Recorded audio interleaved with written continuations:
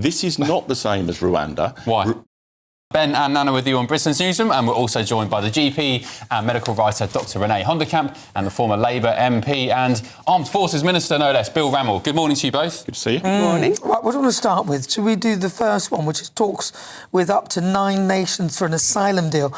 Britain is poised to enter formal talks, apparently, but we saw what went on with Keir Starmer when he entered some informal, well, it was formal or informal, and he mentioned it, and it was quite clear that the Albanians weren't up for it. Yeah, I mean, there's a few things wrong with this. The first thing wrong with this is that hardly anyone gets refused asylum once they've gone through 15 appeals or however many they have.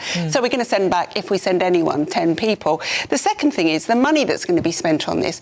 We wasted £750 million that the Tories spent on Rwanda, and yes, you could argue that they wasted it, but as we'd spent it, why didn't we just try it and see before we scrapped it and then decided to spend more money on this rubbish? It's infuriating. Because the bottom line is, with these return hubs, they actually have to come to the UK anyway. We'll still pay all the legal bills and everything else as they're appealing. It's only at the very, very, very last minute that if they may get sent back. Bill Rammell.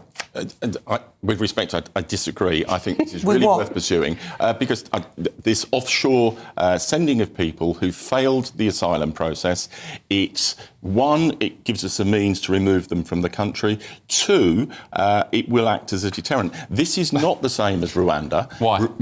Because Rwanda was overturned. A deterrent? Rwanda was overturned by the courts, not just European courts, but British courts, because of sending people to a country with major human rights concerns. It also it didn't work as a deterrent because only about 100 people would have been sent. It hadn't started. It hadn't started. It was working. It was scalable. If you looked at the estimates, it wasn't scalable, and that was the maximum number of people. But the point is, it's a deterrent, so you don't need loads of things, loads of spaces for people in a deterrent, and it was absolutely scalable. But the point is, it was a deterrent, and we had Patrick Rassi interviewing migrants who were waiting for Keir Starmer to take office so they could cross the channel, and that's from their own mouths, saying that they're put off by Rwanda. I don't think it was ever going to be a long-term deterrent. But you don't know, do you? But hold on. Another difference between that scheme and what is being explored at the moment is that this is actually backed by the UN Commissioner for Refugees, which protects you from legal challenge. But doesn't the UN also use Rwanda anyway? The United Nations, you have used Rwanda as a processing centre and a place to keep girls in Afghanistan who are in danger. So Rwanda is used by the UN, the very people you're quoting. Yeah, but I'm sorry. This just wasn't just European courts, it was British courts who overturned it because of the human rights concerns. My concern about this is actually the time scale, and I think we need this to be brought forward. I don't know what happened with Albania. My understanding is Albania wasn't credibly in the running.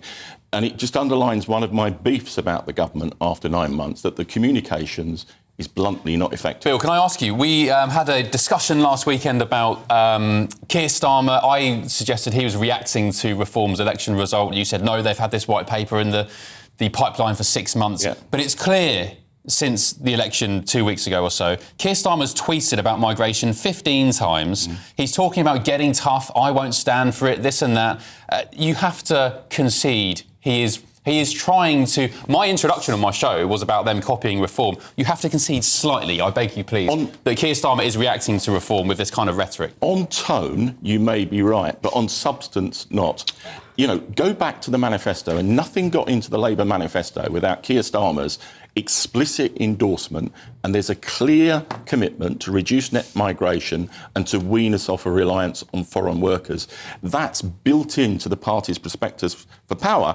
And all the measures that have been taken, the chair of the Migration Advisory Committee estimates by 2028 net migration will be down to 240,000 from almost 1 million that we inherited. Now, if that is achieved, we can have a debate about is that the right level, do we need to go further? But it will be light years better than the situation we inherited. It will be. I mean, my other issue with this is the moment we let these people into our country to wander amongst the countryside and wherever they want to go, A, they can just disappear, which many of them do, but B, see, within the 10 years that it takes them to appeal, they meet people, they have families, and then that gives them their final claim to say right to a family life. We have to stop They shouldn't this be here in the nonsense. first place, Look, to be honest. Bill, it's right costing to a family life. fortune. Hold on. Right to a family life.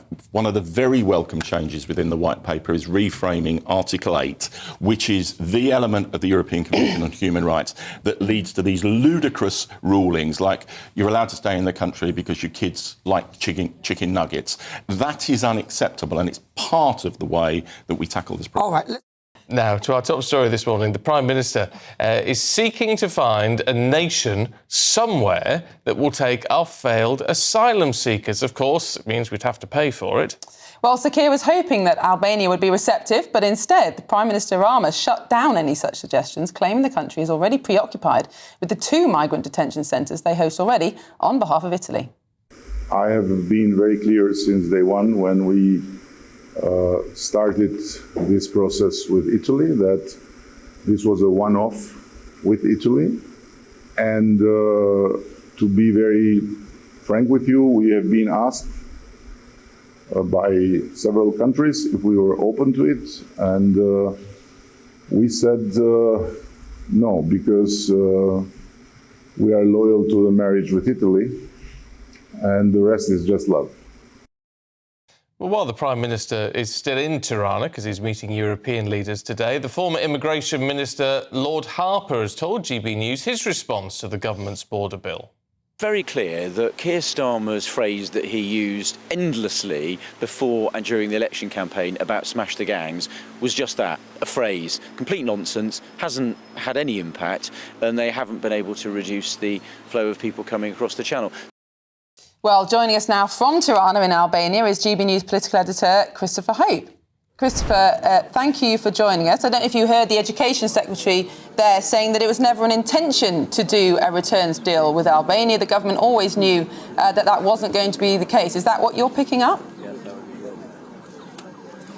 Well, that's what Number 10 tell us. Now, this all emerged in a story at the Times about 5 days ago, which wasn't pushed back, I think, by Number 10. So people thought there was going to be a deal done with Albania. And then when, of course, we heard Edi Rama being asked there, the Albanian PM, about whether there was a deal with Albania, he said no. I've got a marriage with Italy, not love with the UK for that. So no. And also the deal is completely different. It's not like Rwanda, that plan where they deported him on immediately on arrival here as a Tory government plan. Instead, you must go through the process, fail to be an asylum seeker, and then when all those measures have been exhausted, you're then removed from the country, taken to a third country, and returned to a safe country. So it's really it's a bare reflection of what Rwanda was. But here in Albania, I should say where I am, we're in Tirana, awaiting arrivals of the leaders of Europe for the European political community. Down the red carpet, I'm looking at Mark Rutte, the NATO Secretary General. The Spanish Prime Minister has already gone in, and very quickly the chat here will turn to Russia, to Ukraine. Why haven't those talks yesterday sparked? Putin didn't turn up, Zelensky hasn't gone. Trump looks unlikely to be involved either. Yet again, more uncertainty.